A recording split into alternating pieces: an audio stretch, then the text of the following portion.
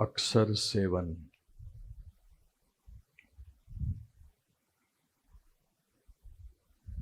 એકવીસમી એપ્રિલે એમના પાદરા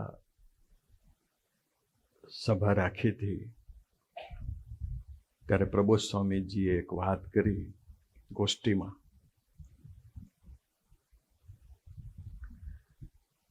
કે સ્વામીજીની સાથે આપણે આટલા બધા વર્ષ રહ્યા, સ્વામીજીના દર્શન કર્યા, સ્વામીજીની સેવા કરી,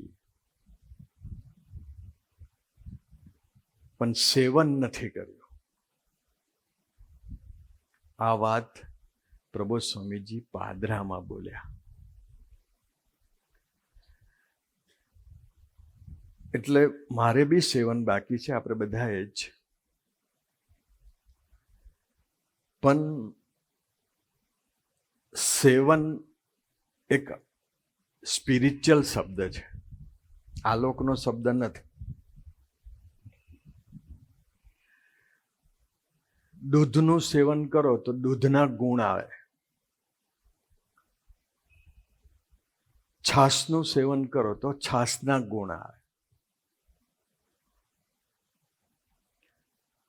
સૌરાષ્ટ્રમાં કોઈના શરીરો સારા હોય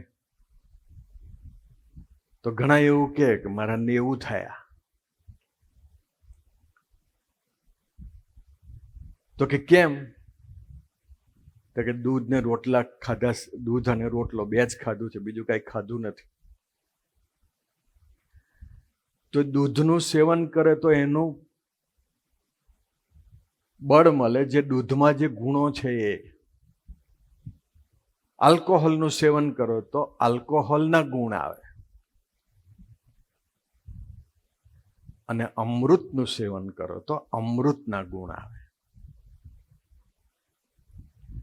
અને અક્ષરના સેવન કરીએ તો અક્ષરના ગુણ આવે. પણ અક્ષરના ગુણ જો નથી આવ્યા તો સમજી લેવાનું કે આપણે અક્ષરનું સેવન કર્યું નથી. પુરુષોત્તમ નારાયણના બી ગુણો છે, જે પ્રથમ 27માં લખ્યું છે, 62માં લખ્યું છે. 39 કલ્યાણકારી ગુણ. એ ગુણો પણ આપણામાં જો ન આવે, વર્તનમાં ન આવે, તો એ અક્ષરનું સેવન કર્યું નથી, પુરુષોત્તમ નારાયણનું સેવન કર્યું નથી. એટલે આપણને બહુ નસીબદાર કે આપણને 7 દિવસ સુધી એક જ સબ્જેક્ટ ઉપર લાભ મળશે, અક્ષર સેવન. હા, એમાંથી આપણે કંઈક શીખી લેવું છે, કંઈક જાણી લેવું છે. હા, કંઈક સારું લાગે ને તો મોબાઈલમાં અથવા નોટ્સમાં લખી લેવાનું. પણ આપણે અક્ષરનું સેવન કરતા શીખવું છે. અક્ષરમાં અનંત કલ્યાણકારી ગુણો છે. ગુણાતીતનું પહેલું લક્ષણ જે સ્વામીજીએ કહેલું કે એનામાં અનંત કલ્યાણકારી ગુણો છે, છતાં પણ જેવા મહારાજના દાસ છે એવા મહારાજના સંબંધવાળાના દાસ. જો આપણે ભગવાનના ભક્તના દાસ ન થયા હોય, અથવા ભગવાનના ભક્તની ક્રિયા ન ગમતી હોય, ભગવાનના ભક્તના સ્વભાવ ન ગમતા હોય, તો સત્સંગમાં રહ્યા છે પણ અક્ષરનું સેવન નથી કર્યું, ગુણાતીતનું સેવન નથી કર્યું. અને ગુણાતીતનું સેવન કર્યું હોય તો એના ગુણ આવે. આજે પ્રબોધ સ્વામીનો વિચાર કરો તો એને બધાના ક્રિયાને સ્વભાવ ગમે. પ્રબોધ સ્વામીની દુનિયામાં કોઈ દિવસ ક્યારે કોઈની નેગેટિવ વાત સાંભળવા મળી નથી. 4 વર્ષ થયા અને ત્યાં પણ 36-40 વર્ષથી પ્રબોધ સ્વામીની સાથે છું. પણ 40 વર્ષમાં પ્રબોધ સ્વામીએ કોઈની નેગેટિવ વાત કરી હોય, ઉલટા ગુણ ગાય. હમણાં નટુડા પેલું પ્રબોધ સ્વામી જમતા હતા તો મુખવાસની ડબ્બીમાં હવે 5% મુખવાસ રહ્યો હતો. 95% મુખવાસ ખલાસ થઈ ગયેલો. આપણે હોય તો શું કરીએ? મુખવાસ ખલાસ થઈ ગયો છે, ડબ્બીમાં ભરી દેજો. પ્રબોધ સ્વામી શું બોલે ખબર? મુખવાસની ડબ્બી છલકાય છે. એટલે પેલા તરત જોયું, ખબર પડી ગઈ કે મારે એને ભરવાનું છે. આટલી નેગેટિવ વાત પણ પ્રબોધ સ્વામીજી બોલવા તૈયાર નથી. તો જો આપણે એનું સેવન કરીએ તો આપણા જીવનમાંથી બી નેગેટિવિટી નીકળી જાય. એવું નથી કે આજે ને આજે જ આ બધું કરવું છે, પણ પારાયણની પૂર્ણાહુતિ થાય અથવા તો પ્રબોધ સ્વામીનો અમૃત મહોત્સવ આવે ત્યાં સુધીમાં તો કંઈક નક્કી કરવું પડે કે આ જીભે કરીને કોઈનું નેગેટિવ બોલાય નહીં, કાને કરીને કોઈનું નેગેટિવ સંભળાય નહીં. પ્રબોધ સ્વામીમાં તો કેટલા બધા ગુણો છે. સ્વધર્મનો ગુણ છે, ટોપ સ્વધર્મ. મહારાજ સાથેનો સ્વધર્મ એટલે આપણે એવું માનીએ કે પ્રથમ 16 અને 18, અને બરાબર છે. પણ પ્રબોધ સ્વામીનો મોટામાં મોટો સ્વધર્મ એ કે એના જીવનમાં મહારાજ સિવાય કોઈનું સ્થાન નહીં. આપણા જીવનમાં મહારાજ સિવાય બધાનું સ્થાન. તો એ ગુણ, એનું સેવન કરવાથી આપણા જીવનમાં એ વસ્તુ આવી જવી જોઈએ.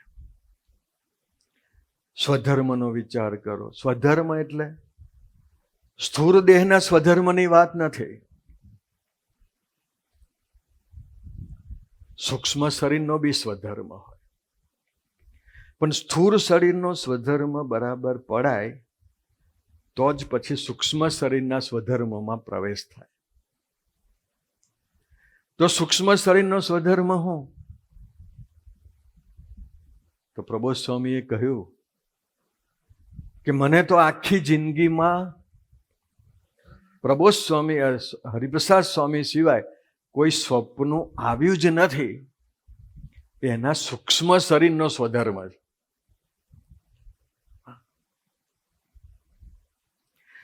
તો એ સ્વધર્મ આપણે એ કક્ષાએ નથી જવું, અથવા જવાય એવું પરિસ્થિતિ નથી અત્યારે, કારણ કે સૂક્ષ્મ શરીર એ કક્ષાનું શુદ્ધ અને પવિત્ર નથી. એટલે મહારાજ સિવાય તો બીજા બધા વિચારો તો આવવાના જ. પણ જ્યારે બીજા વિચારો આવે ત્યારે ભજનનું બળ લઈને એને ઓવરકમ કરીએ અને એવું સતત પ્રયત્ન કરીએ તો પ્રબોધ સ્વામી કૃપા કરી આપે ને આપણને સ્વધર્મ દ્રઢ કરી આપે. પણ નક્કી કરવું પડે અક્ષરનું સેવન, સ્વધર્મ. એથી વિશેષ સરળતા. આપણે આ પ્રબોધ સ્વામીજીના અનંત કલ્યાણકારી ગુણો, સાકાર બ્રહ્મના અનંત કલ્યાણકારી ગુણોનો સ્વાધ્યાય કરીએ છીએ અત્યારે. સરળતા. જીવ પ્રાણી માત્ર આગળ એ સરળ થઈને વર્તે છે.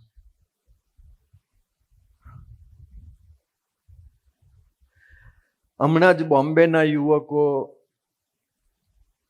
એવીડી આવ્યા હતા. તો પ્રબોધ સ્વામીજી બ્રહ્મપ્રસાદમાંથી જમીને બહાર આવતા હતા. તો બોમ્બેના ઘણા બધા છેલ્લા દિવસો હતા, 1-2 દિવસ હતું, 50-60 યુવકો હતા. હવે બધાને દર્શન કેવી રીતે કરવા? તો કે પ્રબોધ સ્વામીજી ગાડીમાં જે બાજુ બેસે એ બાજુ જો લાઈન કરી દે, અને ભક્તિપ્રિય સ્વામી પછી કહે કે પાર્થભાઈ ધીમે ધીમે ચલાવજો ગાડી, એમ તો બધાને દર્શન થઈ જાય. તો ભક્તિપ્રિય સ્વામી એવું બોલ્યા કે ચાલો બધા જ એક બાજુ થઈ જાઓ. આટલું હજુ તો ભક્તિપ્રિય સ્વામી બોલ્યા ને તો પ્રબોધ સ્વામી બી એક બાજુ થઈ ગયા. ભક્તિપ્રિય સ્વામી કે તમારે નહીં, આ તો હું યુવકોને કહું છું. તો કે ના, આ તો તમે એવું બોલ્યા ને કે બધા એક સાઈડ થઈ જાઓ, એટલે બધામાં તો હું આવું ને. કે એ પોતાની જાતને નાના માને છે.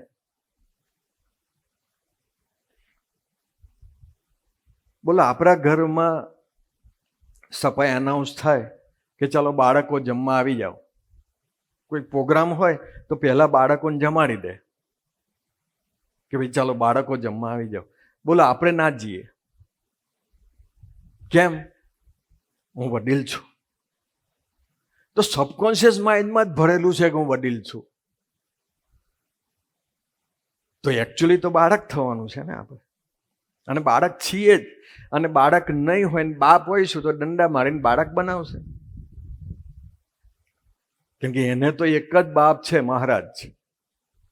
અને પછી બધા જ બાપ થાય, અને ઘરમાં તો બધા જ બાપ હોય. અહીંયા આગળ ભલે આપણે દાસ છીએ,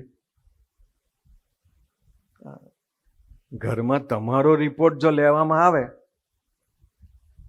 તો એક જ લીટી કે એકચ્યુઅલી સિલેક્શન ખોટું થઈ ગયું. કેમ કે બાપ થઈને જ ફરીએ. પ્રબોધ સ્વામીજી આખા કેમ્પસની અંદર બધા મુક્તોની સાથે પોતાની ગણતરી કરે છે. હું વિશેષ છું એવું નહીં.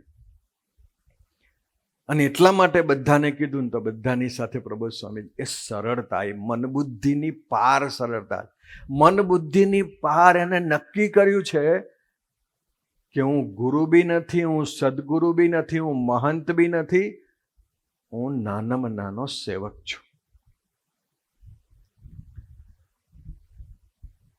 એક જણો પોતા પ્રબોધ સ્વામીજીના એના બાળકને કંઠી પહેરાવા આવ્યો હતો. તો સુંદુત સ્વામી એ પાછળથી એને પકડેલો. પેલા નાનકડું બાળક હતું, એકદમ નાનકડું બાળક હતું, એટલે એ જાતે ઊભું રહી શકે એવું નહોતું, અથવા ઊભું રહે તો પડી જાય, એટલે પાછળથી પકડેલું હતું એને. સુંદૃત સ્વામીએ એનો બાપો વિડીયો ઉતારતો હતો. તો કંઠી જેવી પહેરાવી પ્રબોધ સ્વામીએ, એવું તરત એનો બાપો બોલ્યો, પગે લાગો.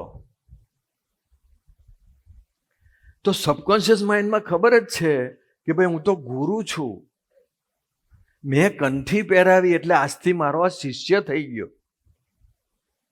કાળ માયા પાપ કર્મ યમ દૂત ભયાતહમ સ્વામિનારાયણ, આ જે દોષ છે એને ઓવરકમ કરવાની મારીમાં તાકાત છે. જીવને કાળ નડે નહીં, કર્મ નડે નહીં, માયા નડે નહીં. અમારે અત્યારે વચ્ચે આ તો પ્રસંગ યાદ આવી ગયો. હું ગામનું નામ ને બધું બોલતો નથી, પણ આપણા જ પ્રદેશનો પ્રસંગ છે.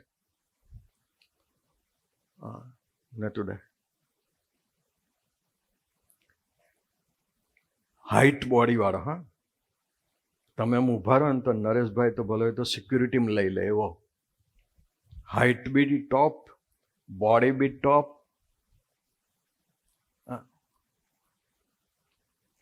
અને માણસ કેવું છે કે રાત્રે ખબર હોય કે જોબ નથી, એટલે રાત એના બાપની થઈ ગઈ.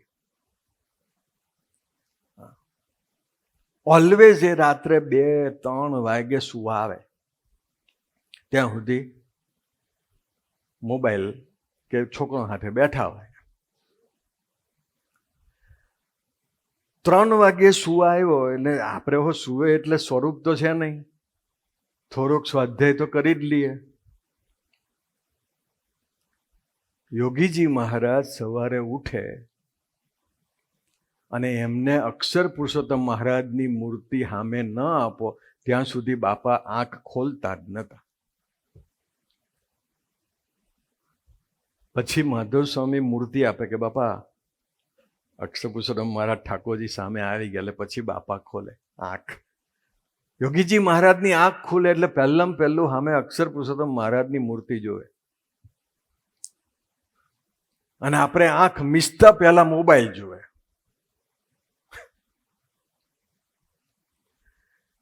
તે એમ કરતો હતો. આ અઠવાડિયા પહેલાનો પ્રસંગ છે. આ તો વળી મહારાજે અત્યારે યાદ આવી ગયું એટલે.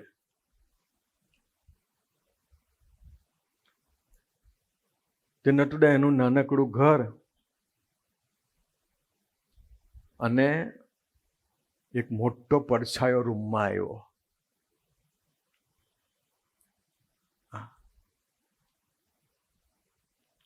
એટલે એ માણસ ગભરાઈ ગયો.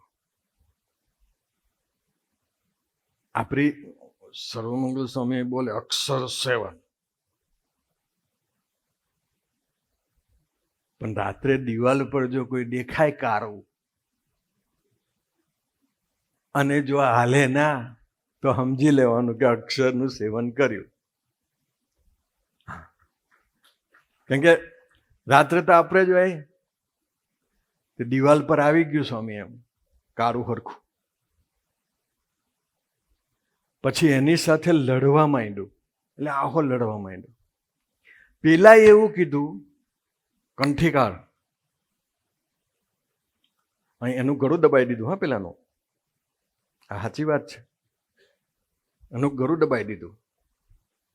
ગળું દબાવવાની તાકાત ભૂતની છે, પણ કંઠીને અડવાની તાકાત ભૂતની નથી.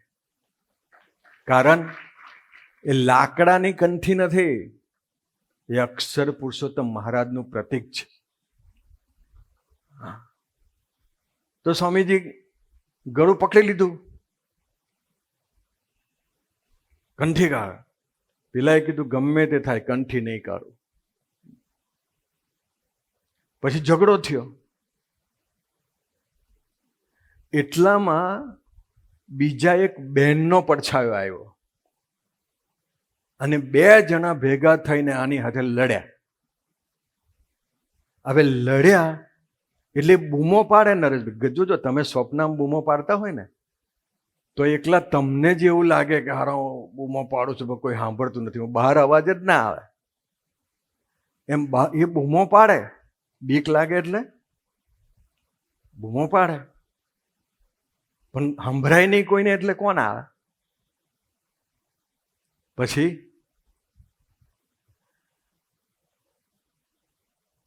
ભૂતે નટુડા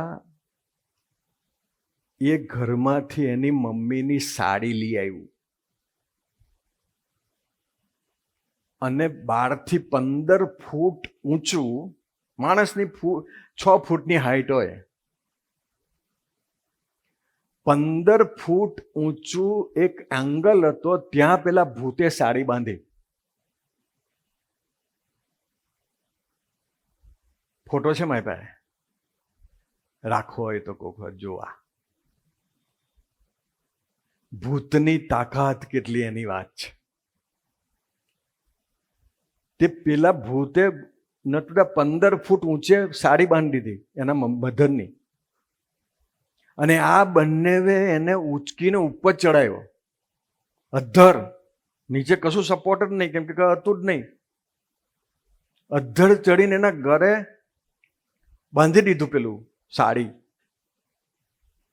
અને સાડી બાંધી અને નીચે ખુરશી મૂકી. અને પેલા લોકો ખુરશી ખેંચવા જાય ત્યાં એને બૂમ પાડી. ત્યાં એની મમ્મી આવી ગઈ. એ જે એની મમ્મીને મોકલનાર એ પ્રભુ સ્વામી. અને જેવી એની મમ્મી આવી એવા પેલા 2 જણા નીકળી ગયા. પછી તો એને જોયું તો એને છોડ્યો અને એને નીચે ઉતાર્યો અને તો કે આ તો કે ભૂત આવ્યું હતું ને આવું થયું. આ અઠવાડિયા પહેલા બનેલો આપણા જ પ્રદેશનો પ્રસંગ છે. પછી તો માણસ ગભરાઈ જાય ને સ્વામી. જીમમાં જનારો માણસ એમ સ્થૂળ રીતે લડે, પડછાયા સામે લડવાનો હોય તો થોડો લડે.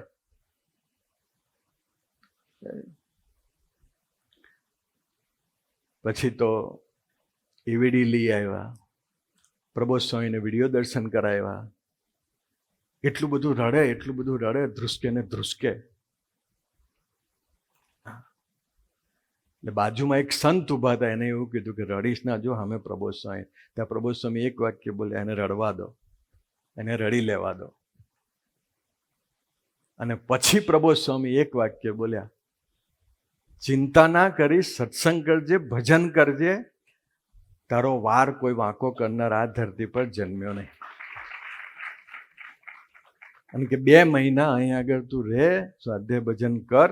નોકરી હતી નહીં તો વાર વાંકો નહીં કરવાની જે તાકાત છે, અક્ષરની તાકાત છે. પ્રબોધ સ્વામી તો અમેરિકામાં છે. એટલે જેટલું સૂક્ષ્મ શરીર ચોખ્ખું, તો સૂક્ષ્મ શરીરને ચોખ્ખું કરવા માટે કરવાનો હો, નેગેટિવિટી બંધ કરવી પડે, અભાવ લેવાનું બંધ કરવું પડે, ભાવફેરમાં જવાનું બંધ કરવું પડે. બાકી આ બધા પુરુષો છે ને સ્વામી, લાગે એવું આપણને, હા, એમ દાસના દાસ લાગે, પણ જ્યારે ફોર્મ ભરવાનું આવે ને,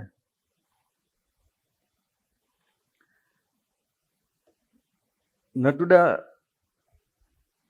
ઘણાના ઘરોમાં, આમાંથી બહુ ઓછા ઘર એવા, બહુ ઓછી વ્યક્તિ એવું કહી શકતી હશે કે મારા ઘરમાં કોઈની નેગેટિવ વાત નહીં થતી. આપણા ઘરને મંદિર રાખવું છે.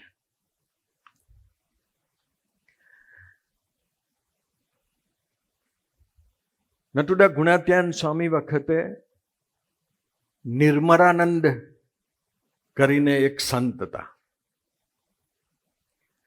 સ્વભાવ થોડો મારી જેવો ગરમ, એટલે બધાને જ ખખડાવે. એકચ્યુઅલી છે ને, આપણી જે ગરમી છે ને, એ સત્સંગમાં જ ચાલે. કેમ કે આપણે ગરમ છીએ છતાં બી લોકો મહારાજ બોલે છે એવું માને. એ ક્યાં? સત્સંગમાં. બહાર જે ગરમ થાવ જોજો, 2 દંડા પડે.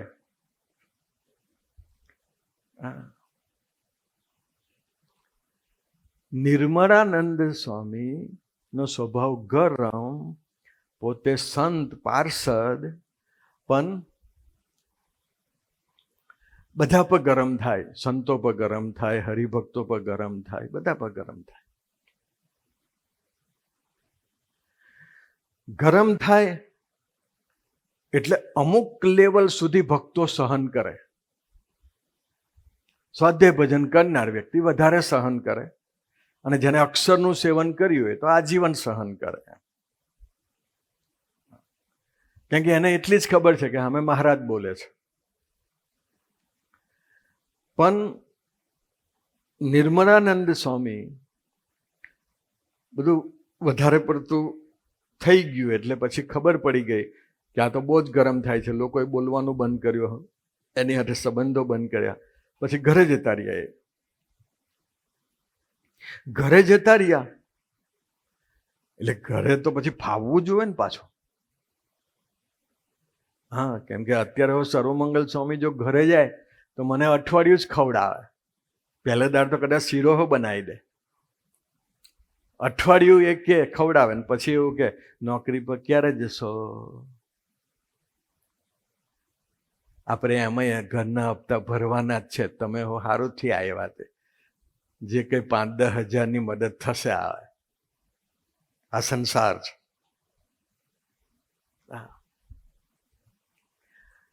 તો એ ઘરે ગયા, ઘરે ફાવ્યું નહીં, થોડોક સમય રહ્યા, પછી મંદિરમાં આવ્યા. મંદિરમાં આવીને ગુણાત્યાન સ્વામીને કહ્યું કે સ્વામી, હું સંસારમાં ગયો પણ હું શુદ્ધ અને પવિત્ર રહ્યો છું.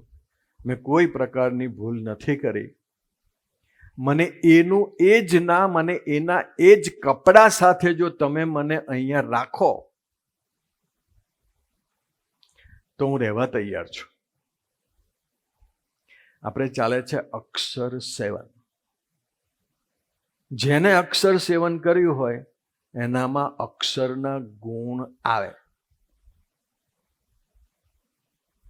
એવું હું નહીં કહેતો કે બધા જ આવે, પાર્શિયલ આવે, પણ આવે.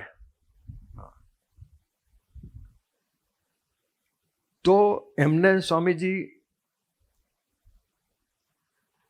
ગુણાત્યાન સ્વામીને વાત કરી. ગુણાત્યાન સ્વામી કે વાંધો નહીં, તમે એવા ને એવા શુદ્ધ અને પવિત્ર છો તો આવી જાઓ. ફરી હરિભજનાનંદ સ્વામીજી મંદિરમાં આવી ગયા. મને નટુડા એમાંથી એક જ લીટી, આ પ્રસંગની પ્રાણેશભાઈ, મને એક જ લીટી ગમે કે સાકાર બ્રહ્મની તાકાત કેટલી. તો હરિભજનાનંદ સ્વામી તો આવી ગયા. ગુણાત્યાન સ્વામીએ કહ્યું એટલે મંદિરમાં રહેવા માંડ્યા. 1 દિવસ, 2 દિવસ, મહિનો, 2 મહિના, 3 મહિના દાસ થઈને રહ્યા. કેમ કે બધાને ખબર કે જતા રહેલા, પાછા એવા. 3 મહિના પછી સ્વભાવ પાછા બહાર આવ્યા. થોડું ગરમ થવા માંડ્યા બધા ઉપર. અને બધા પર ગરમ થવા માંડ્યા એટલે ગુણાત્યાન સ્વામીને ખબર પડી ગઈ. એટલે સ્વામીજી બોલે છે કે આપણે દર્શન કરીએ છીએ, સેવા કરીએ છીએ, સેવન નથી કરતા. એટલે આપણને મહારાજની કૃપાએ. અને આ નટુડા અક્ષર સેવનનો સબ્જેક્ટ કેટલા વાગે સિલેક્ટ કર્યો ખબર? સવારે 3:48 મરસ્કે. બાકી તો કલ્પેશભાઈ તો ખબર નહીં આવ્યા હશે કે કેમ. કલ્પેશભાઈ મને કહેતા ને, મને કે કોણ અને કેવા પર રાખો પારાય. મેં કીધું વાંધો નહીં. પણ મને હવારના પોરમાં 3:48 મહારાજે વિચાર આપ્યો કે ભાઈ આપણે અક્ષર સેવન રાખો. હરિશરણ સ્વામીએ ગઈકાલે જ 2.5 દિવસની શિબિર કરી ભરૂચના કાર્યકર્તાઓની. 336 કાર્યકર્તાઓ હતા. એનો સબ્જેક્ટ બી અક્ષર સેવન હતો. એટલે હરિશરણ સ્વામીને, આનંદ સાગર સ્વામીને, ગુરુપ્રસાદ સ્વામીને, મિલિનભાઈ, જયભાઈ, શાશ્વત સ્વામીને, પ્રભુદર્શન સ્વામીને, પ્રાણેશભાઈ ને બધા જ આપણને અક્ષર સેવન ઉપર લાભ આપશે. અક્ષરની સાથે રહ્યા છે. મારી ઘરે સીતાફળનો શેક જોરદાર છે. ભાઈ પીવો તો ગુણ આવે. મારી ઘેર 1 બોટલમાં અમૃત છે ને એ હું પી જાઉં તો અમર થઈ જાઉં. પણ એ પીવો તો ને. એમ આપણી પાસે એક તત્વ એવું છે અક્ષર, એને તમે સેવન કરો, એનું પીવો ને અક્ષરધામ પાકું થઈ જાય. પણ પીવો તો ને. હા, એટલે આપણે બધું જ કરતા પણ અક્ષર સેવન કરવું છે. તો હરિભજનાનંદ સ્વામી આવી ગયા. પછી ગરમ થઈ ગયા, બધાને ગરમ થવા માંડ્યા. એટલે ગુણાત્યાન સ્વામીને થઈ ગયું કે આ તો પાછા ઓરિજિનલ ફોર્મમાં આવી ગયા. આમની પાસે એક જ ઉપાય છે નટુડા, અને એ છે રોગ.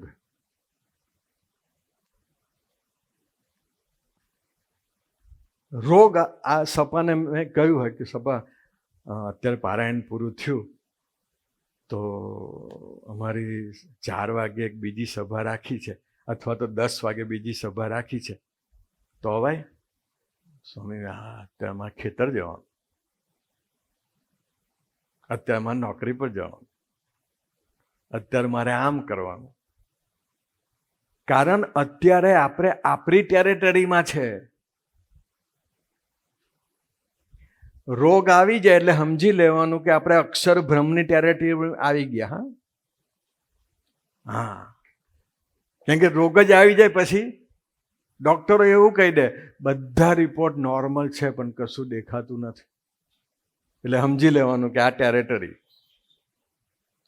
હા, બધું જ નોર્મલ છે પણ દુખાવો બહુ થાય, એટલે સમજી લેવાનું કે આ અક્ષર બ્રહ્મની ટેરેટરી. હા, રોગ આવી જાય, દોષ આવી જાય, દેશકાર આવી જાય, એટલે સમજી લેવાનું કે મહારાજની ટેરેટરીમાં એન્ટ્રી લઈ લીધી. તમે ગમે એટલું કરો ને સ્વામી, દેહ હારો જ ના કરે, રિપોર્ટ બધા જ નોર્મલ હોય, પણ દુખાવો બી એટલો ને એટલો જ રાખે. ગમે એટલું ભજન કર્યા જ કરો, અંતરમાંથી મૂંઝવણ ખસેડે જ નહીં. ગમે એટલો દાખલો કરો, 15-15, 20-20, 24-24 કલાક કામ કરો, દેશકાર હટાવે જ નહીં. એટલે સમજી લેવાનું કે અક્ષરની ટેરેટરીમાં આવી ગયા, કેસ અહીં આવી ગયો હવે. હા, અને પછી એવું કીધું હોય કે સભામાં આવશો, હા સ્વામી અત્યારે નવરો જ છું. હરિભજનાનંદ સ્વામીને મહારાજ ગુણાત્યાન સ્વામીએ રોગ મૂક્યો. રોગ મૂક્યો એટલે શરીર બધું સાથ આપતું બંધ થઈ ગયું. અને શરીર સાથ આપતું બંધ થઈ જાય. અમારે નટુડા અમદાવાદની અંદર એક વિશાલ કરીને એક દીકરો છે, એને સર્વાઇકલનો પ્રોબ્લેમ હતો. અહીંયામાં કુંભારવાડમાં જીગાન છે, ખબર નહીં અત્યારે આવ્યો જ કે નહીં. હા, એને સર્વાઇકલનો એને પ્રોબ્લેમ. સર્વાઇકલનો એટલે નહીં, હાડકું વધતું હતું. સર્વાઇકલનું હાડકું નીતિન આટલું વધુ, અને એવું દુખે. પછી એને દવાખાને બતાવ્યું, બ્રહ્મવિહારી સ્વામીને કહ્યું. પછી બ્રહ્મવિહારી સ્વામી કે કેમ આટલું બધું વધ્યું એમ? તો કે સ્વામી ઊભી ઊભી જોબ કરવાની ને, તો આખું અમેરિકા ઊભું ઊભું જોબ કરે જ ભાઈ. તો એને નહીં વધ્યું, તમને કમનું વધી ગયું? તો જો એક વસ્તુ છે, આ દેહનો ઉપયોગ મહારાજ માટે કરીએ ને, મહારાજ ક્યારે રોગ મૂકે નહીં, સમજો. હા, પણ આ દેહનો ઉપયોગ જો સંસારને સેટલ કરવા જ કરવાનો હોય તો પછી મહારાજ કહે તો પછી તો હવે મૂકી જ દઈએ ને.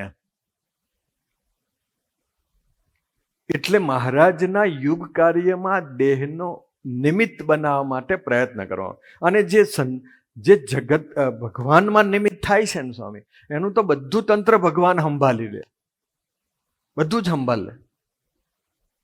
બાકી આપણાથી આપણું સંભાળાય નહીં સ્વામી. હા, તે નિર્વિકલ્પાનંદ સ્વામી ને રોગ મૂકી દીધો મહારાજે. ખબર પડી ગુણાત્યાન મૂકનારી એ પાછા. હા, અને ખબર પડે તો દવા હોય એ જ કરે. એ અક્ષર સેવા. એમ આપણે પ્રસંગ ઊભો કરતા હોય ને તો આપણે બોલો પ્રસંગમાં રસબસ ના થઈએ. આપણે કોકને કીધું હોય કે આને એક લાફો મારી દેજો, પેલો એ મારી દીધો હોય, પછી આપણે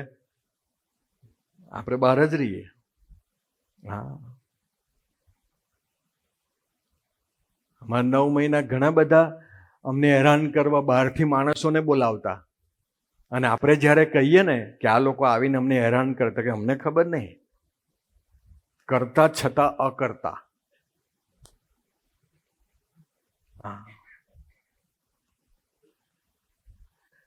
તો હરિભજનાનંદ સ્વામીને સ્વામીજી રોગ આવી ગયો.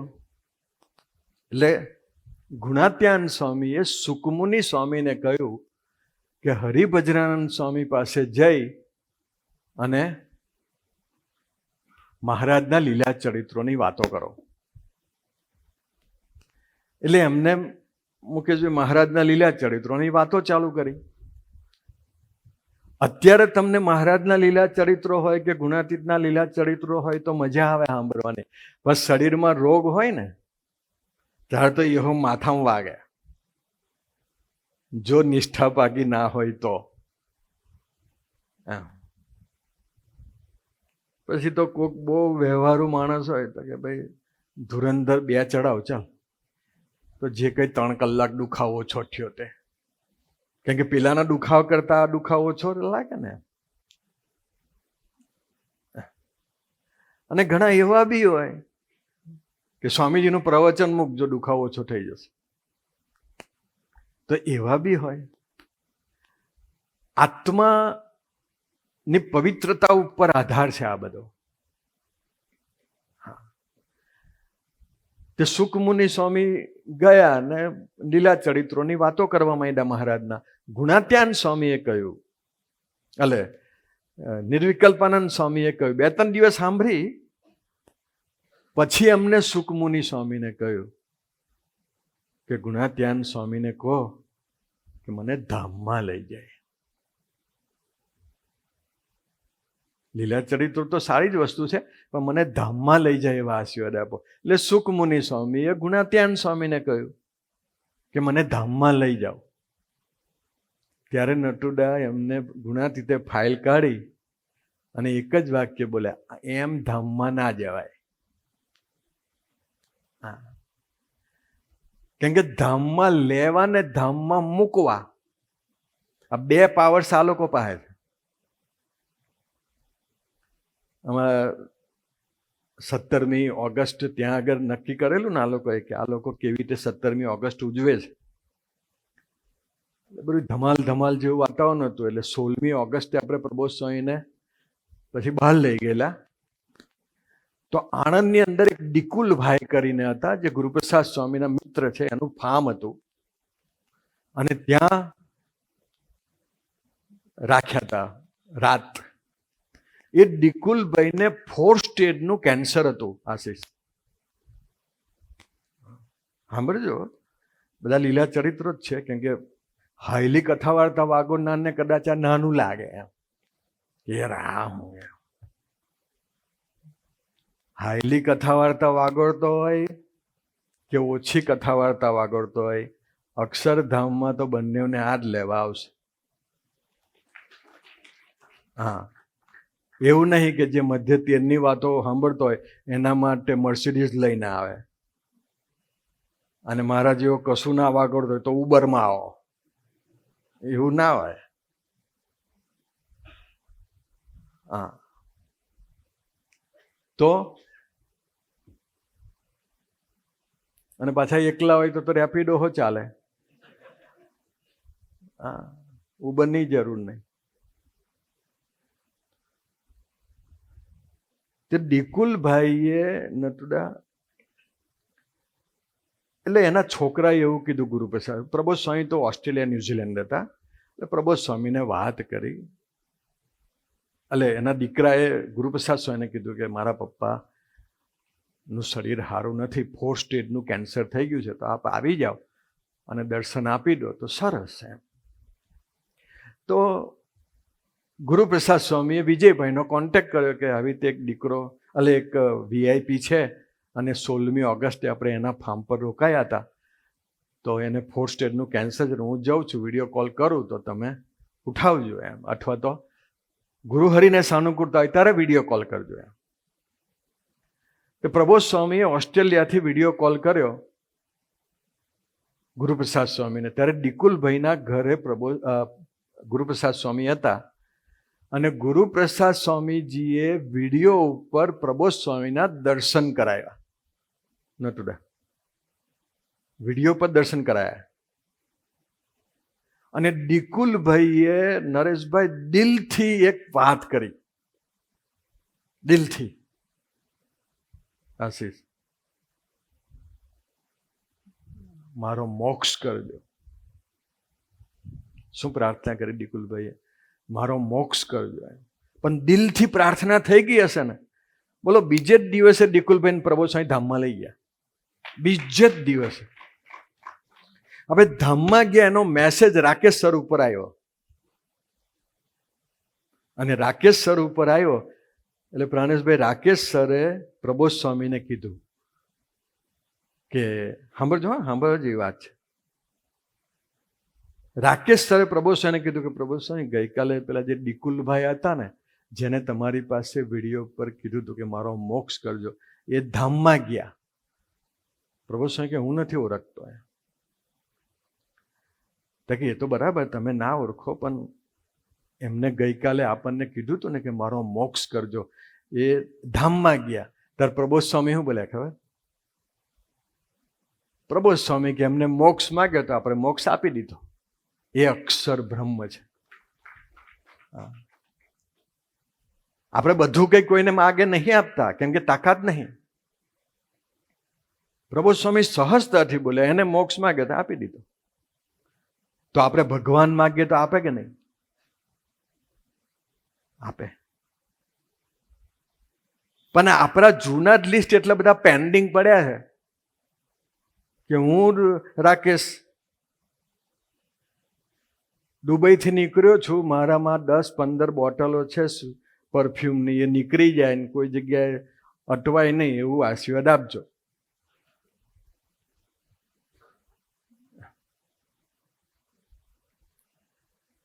એમ હરિભજનાનંદ સ્વામીએ ગુણાત્યાન સ્વામીને કહ્યું,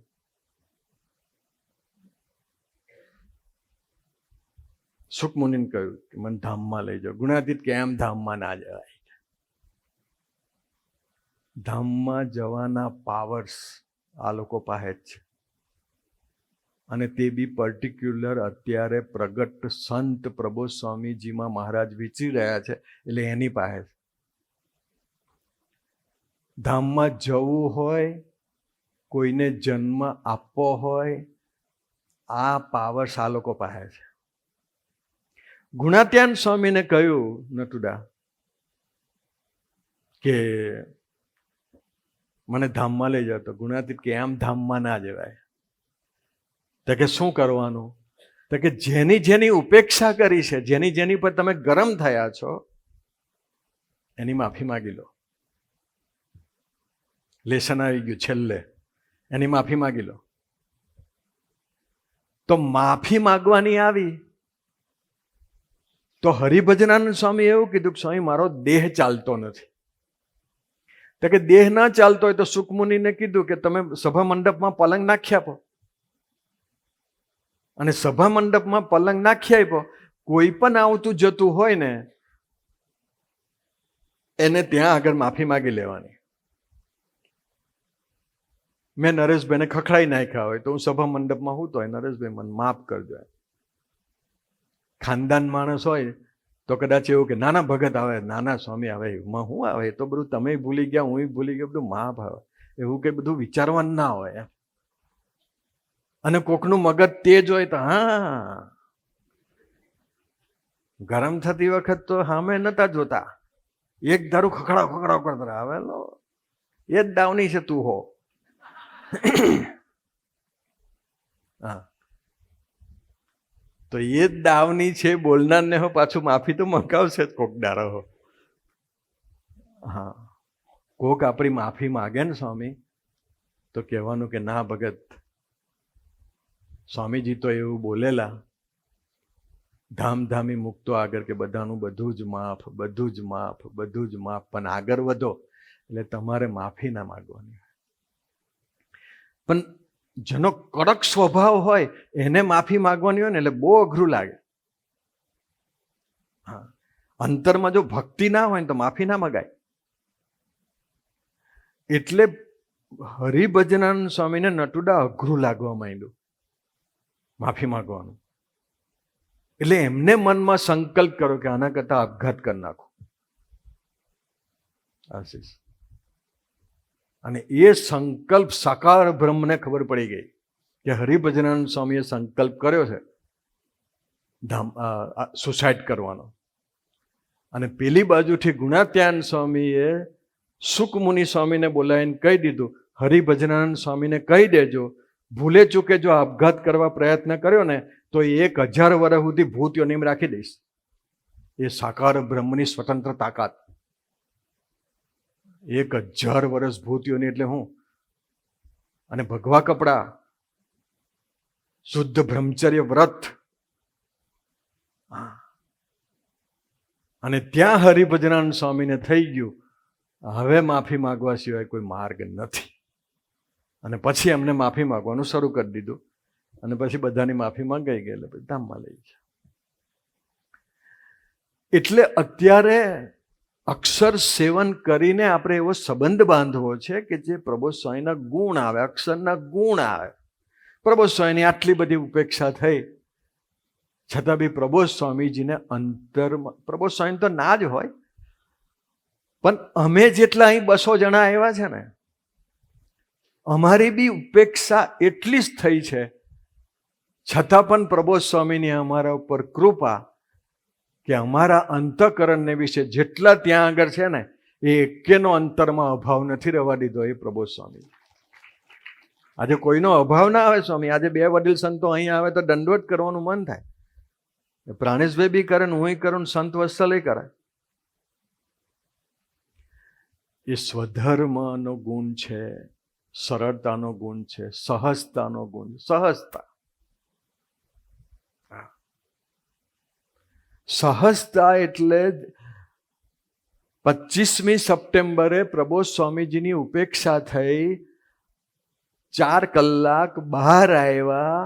બીજે દિવસે શ્રીજીચરણ સ્વામીએ કીધું કે કાલનો દિવસ ભૂલાતો નથી. કે કયો દિવસ? તો કે તમારું અપમાન થયું. તો પ્રબોધ સ્વામી કે મને તો યાદ જ નથી, હું તો પગથિયા ઉતર્યો ને ભૂલી ગયો. સહજતા કહેવાય. તો આપણું મંડળમાં કોઈ અપમાન કરે ને આપણે જો ન ભૂલી શકતા હોય તો અક્ષરનું સેવન કર્યું નથી. ઘરમાં આપણી મિસિસ ખખડાવી નાખે, આપણા બાળકો ખખડાવી નાખે, ઉપેક્ષા કરે અને ભૂલી જવું પડે સ્વામી, કારણ આપણો બાપ અક્ષરે ભૂલી ગયો છે. સહજતા, સુહૃદ ભાવ. પ્રબોધ સ્વામી જે સુહૃદ ભાવ રાખ્યો છે ને સ્વામી, કલ્પનાતીત સુહૃદ ભાવ. જે લોકોએ ઉપેક્ષા કરી છે એને પણ ભગવાનના ભાવથી એમને જોયા છે, ભગવાનના ભાવથી એની સેવા કરી છે. અને સુહૃદ ભાવ એટલે પોતાના ઈષ્ટદેવનું મન, કર્મ, વચન એ સેવન, એનું નામ સુહૃદ ભાવ. મોટા પુરુષને નિર્દોષ જાણવાના, એ કેમ કરવાનું, એના ગુણાનુવાદ ગાવાના. પણ એ સુહૃદ ભાવ પોતે સદાદિવ્ય સાકાર છે. સેવન, 4 શબ્દો સાથેનું સેવન. સ્વામીજી કહે છે, એક, ભગવાન સદાદિવ્ય સાકાર છે. આજે કોઈ બી વ્યક્તિ પાસે કરોડો રૂપિયા હોય એટલે સમજી લેવાનું કે એની ગરીબાઈ જતી જ રહે. કોઈ બી વ્યક્તિએ 1 ફૂટ સબ્વે ખાધો એટલે એની ભૂખ જતી જ રહે. કોઈએ બી સીતાફળના 2 શેકનો ગ્લાસ પીધા હોય એટલે પ્યાસ બુઝાઈ જ જાય. એમ જે ભગવાનને સદા દિવ્ય સાકાર માને એના અંતઃકરણના દોષ ટળી જ જાય. અને જો નથી ટળ્યા તો સમજવાનું ભગવાનનું સેવન સદા દિવ્ય સાકાર સ્વરૂપે થતું નથી. સદા દિવ્ય સાકાર એટલે શું? એ દિવ્ય પુરુષ છે. એનામાં નથી રજોગુણ, નથી તમોગુણ, નથી સત્વગુણ,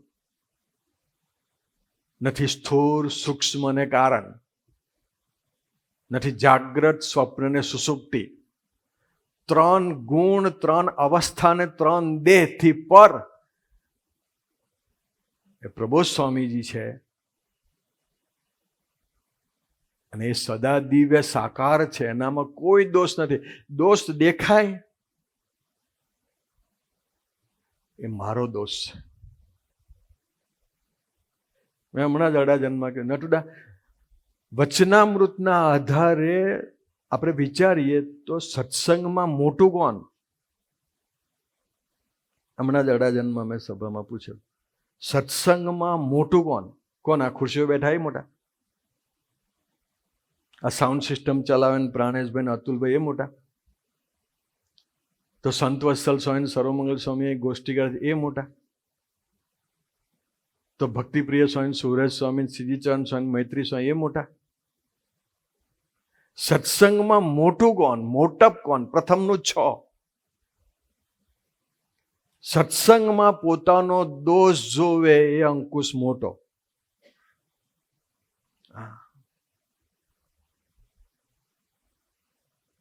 પોતાનો ગુણ જોવે અને બીજાનો દોષ જોવે એ મોટો નથી, એ મોટપ નથી, સાચી મોટપ નથી.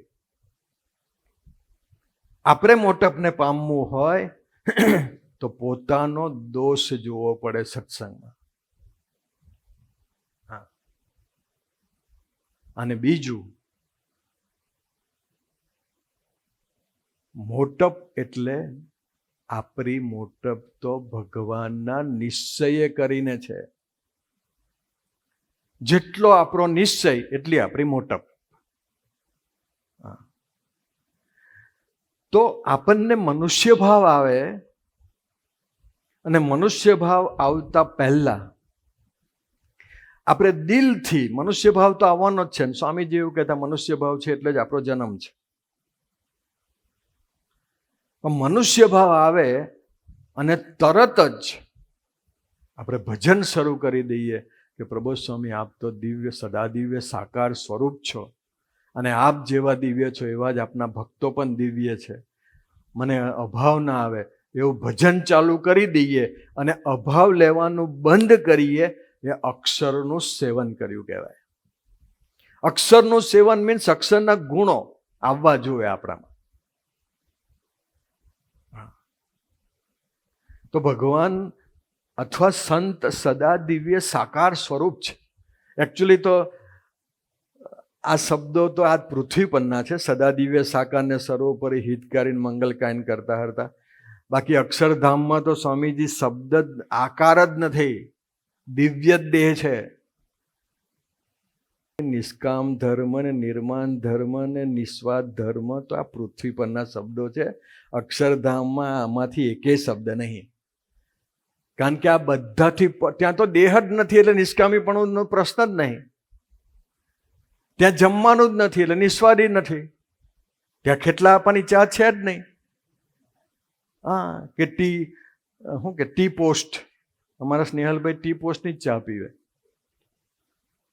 ટી પોસ્ટ, ત્યાં ટી પોસ્ટ છે જ નહીં એટલે ચા બા છે જ નહીં. સ્વામી સવારમાં ઉઠેલે લાગી જ જવાનું, હું દર્શન. હા, ઉઠવાનું જ નહીં, હુવાનું જ નહીં તો ઉઠવાનું જ કઈથી? દર્શન છે ખાલી.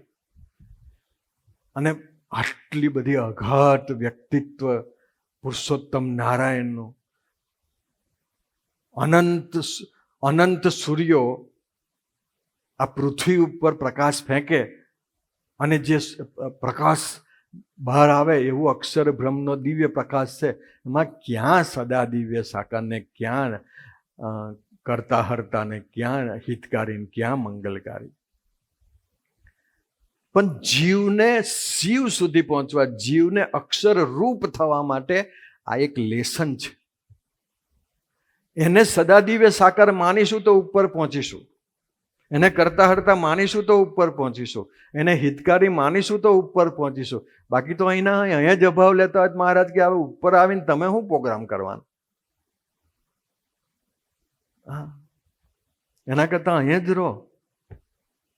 એક સાધકને હરિધામની ધરતી ઉપર સ્વામીજીએ કહેલું, એને શરીરમાં દુખાવો આવી ગયો, મને ધામમાં લઈ જાઓ. સ્વામી, હા, ધામમાં જઈને શું કરીશ? એના કરતાં તારી આજુબાજુ જે ઊભા છે ને એ બધા જ અક્ષરધામમાં હાથે છે, એટલે અહીંયા જ પ્રેક્ટિસ કરી લે કે આ જેટલા છે ને એ બધા સદા દિવ્ય સાકાર છે. તો એ સદા દિવ્ય સાકાર, આપણને અભાવ આવે, ભાવફેર થાય, અરુચિ આવે, અને એ સદા દિવ્ય સાકાર શબ્દ મૂકી અને રિવર્સ થઈ જઈએ, એ અક્ષરનું સેવન કર્યું કહેવાય. પ્રભુ સ્વામીને કોઈનો અભાવ નથી અને આપણને કોઈનો ગુણ નથી, આટલી કોન્ટ્રાડિક્ટરી છે. હિતકારી, રોગ મૂકે તો બી હિતકારી, દેશકાર મૂકે તો બી હિતકારી, કંઈક ભીડો મૂકે તો બી હિતકારી. પ્રભુ સ્વામીને પ્રાર્થના કરવાની, લખનાર બી તું છું, લખાવનાર બી તું છું, ને પૂરું કરાવનાર બી તું છું, હું વચ્ચેથી હટી જાઉં બસ.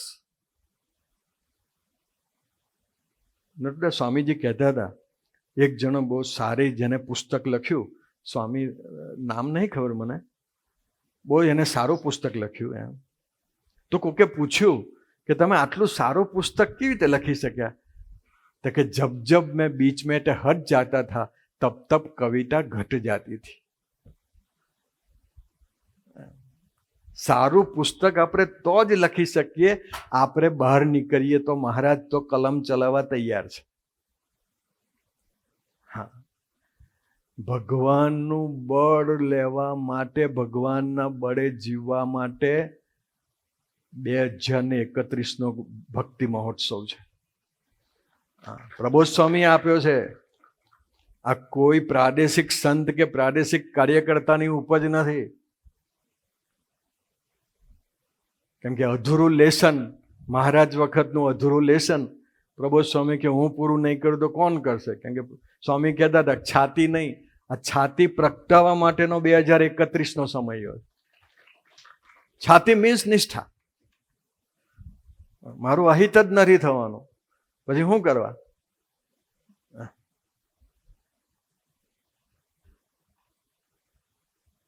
કરતા હરતા, જેટલા ભગવાનને કરતા હરતા માનીએ એટલું અક્ષરનું સેવન કર્યું કહેવાય. અને જેટલો અભાવ લઈએ એટલું અક્ષરનું સેવન નથી કર્યું. આ બધા જે ગુણો છે એ ગુણો આપણામાં આવવા જોઈએ. અને આ બધા જ ગુણો પ્રબોધ સ્વામીમાં છે. અને છતાં બી બધાના એ પોતે દાસ.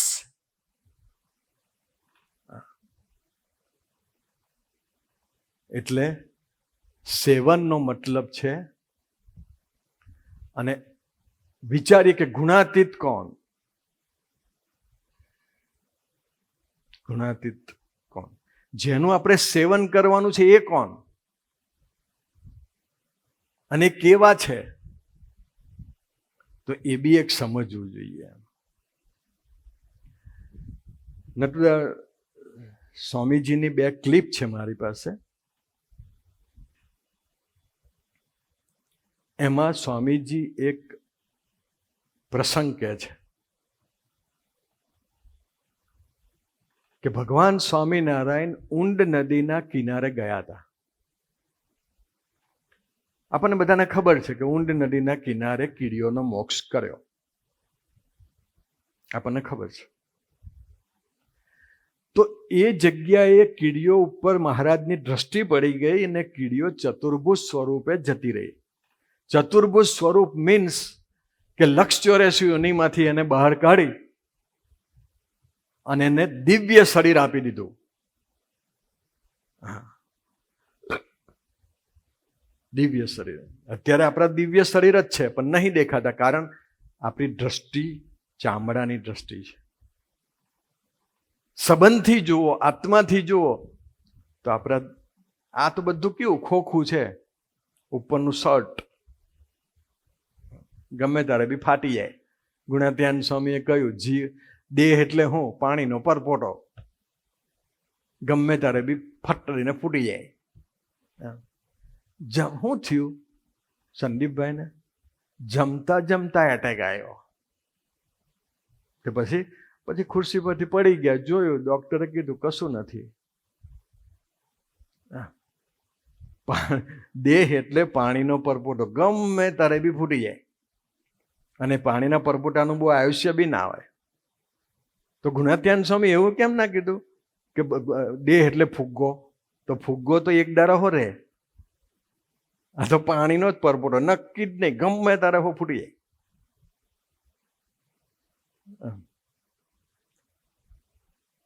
અને ફૂટી જાય ને એટલે અઠવાડિયામાં આવે, અમારા પૈસા બાકી છે એ આપી દેજો. એટલે સંદીપભાઈના મિસિસ કે મને કશું કીધું નથી. ડાયરીમાં લખેલું હશે, જુઓ ને, ડાયરીઓ ખોવાઈ ગઈ છે.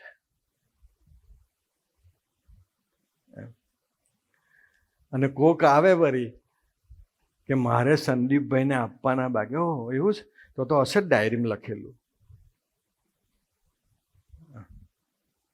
એટલે નટુડા ઊંડ નદીના કિનારે થોડીક વાર છે, 5 મિનિટમાં પૂરું કરીએ આપણે. 8:26 થઈ, 8:30 પૂરું. એક નાનકડો પ્રસંગ કહીને ઊંડ નદીના કિનારે મોક્ષ કરાયો. ત્યાં યોગીજી મહારાજ પ્રાણેશભાઈ ગયા હતા. આ સાંભળો જેવી વાત છે. તમે છો, આ છે, આશીષ, હેમંત, જે બધા કસરતબાજ, પાર્થ,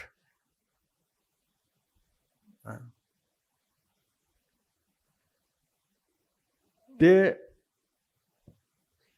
બાપાએ દંડવટ કર્યા. બાપા કે એટલે બાપાએ દંડવટ કર્યા તો સ્વામીજીએ બી દંડવટ કર્યા, પ્રભુદાસભાઈએ.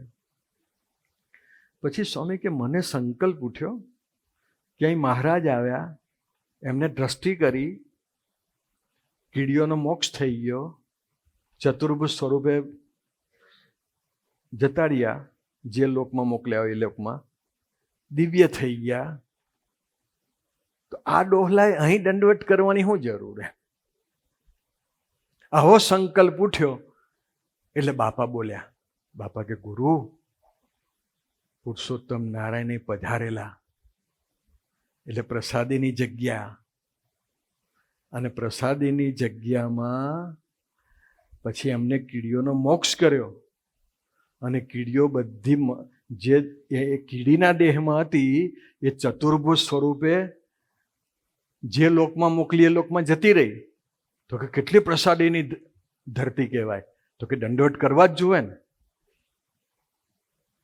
એટલે પછી સ્વામી કે હું હસ્યો, કશું બોલ્યો નહીં એમ. હવે મોસ્ટ ઇમ્પોર્ટન્ટ સાંભળો હેમંત. સ્વામી કે યોગીજી મહારાજે દંડવટ કરીને થોડુંક ચાલ્યા હશે, અને પ્રભુદાસભાઈ સ્વામી કે મને બાપાએ કહ્યું કે ગુરુ, અક્ષર બ્રહ્મ સંકલ્પ કરે ને તો જડ અને ચેતન બધું ચેતન થઈ જાય. એ અક્ષર બ્રહ્મની તાકાત.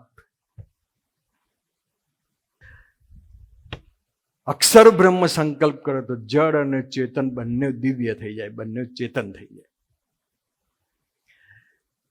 એ અક્ષર બ્રહ્મની તાકાત છે, અને એ પ્રબોધ સ્વામી સ્વરૂપે આપણને મળ્યા છે. તો પ્રશ્ન એ આવે કે જો સાકાર બ્રહ્મ જડ અને ચેતન બંનેને જો દિવ્ય કરી શકતા હોય, અથવા તો ચેતન કરી શકતા હોય, તો એ આપણા ઇન્દ્રિયો અંતઃકરણને કેમ દિવ્ય નથી કરતા? કારણ સેવન કરતા આવડ્યું નથી. એટલે સેવન કરીએ ને તો એ પણ મહારાજ કરી આપે. કઈ ગયેલા પેલો પ્રસંગ બીજો? હા,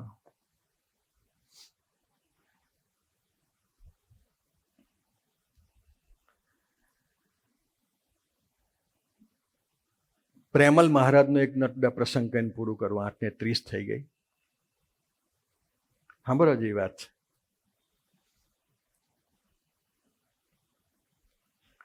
આપણને પ્રેમલ મહારાજનો પ્રસંગ ખબર છે કે પ્રેમલ મહારાજને કહ્યું કે મારું નામ દઈને મહારાજ બોલાવે તો સાચું. અને પ્રેમલ મહારાજ ત્યાં પહોંચી ગયા. મહારાજે ઊંધી કરા કરી, અને ઊંધી કરા કરી અને એક વાક્ય બોલ્યા કે તમારું નામ શું? એટલે એ નામ ભૂલી ગયા. આ પ્રસંગ આપણને ખબર છે. ફરી મહારાજે કીધું તમારું નામ તો બોલો. તો એમ માથા પર એમ કરે. બ્રહ્માંડ સાહેબ પાછળથી ટેકો કર્યો કે ભાઈ તારું નામ તો બોલ. નામ જ ભૂલી ગયો લા.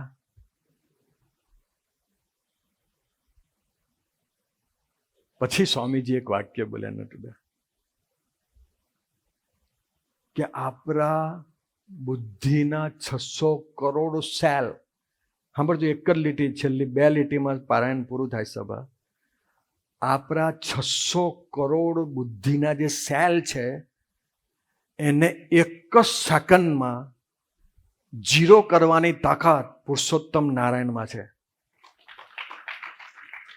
આ સર્વમંગલ સ્વામી બોલે છે ને, એ તો પ્રબોધ સ્વામી યાદ કરાવે એટલે બોલે, બાકી તંબુરો બોલે કલાક બોલવાનું.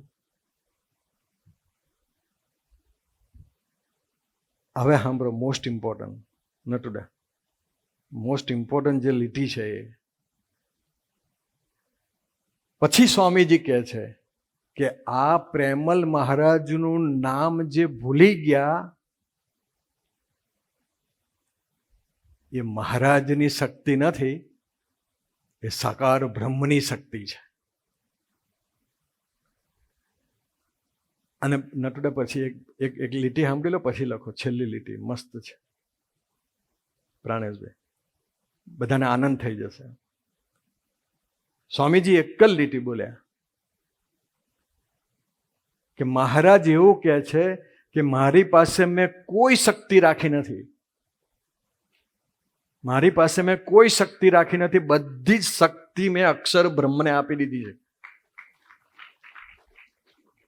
અને પછી એક જ વાક્ય બોલ્યા, મારી પાસે તો એક જ શક્તિ છે કે હું અક્ષરનો છું.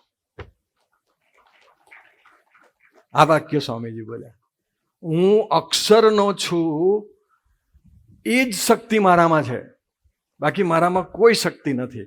અને સ્વામીજી જે લીટી બોલ્યા કે આપની નજર અક્ષર બ્રહ્મ તરફ નહીં રહે તો મહારાજ આપની તરફ નજર નહીં કરે.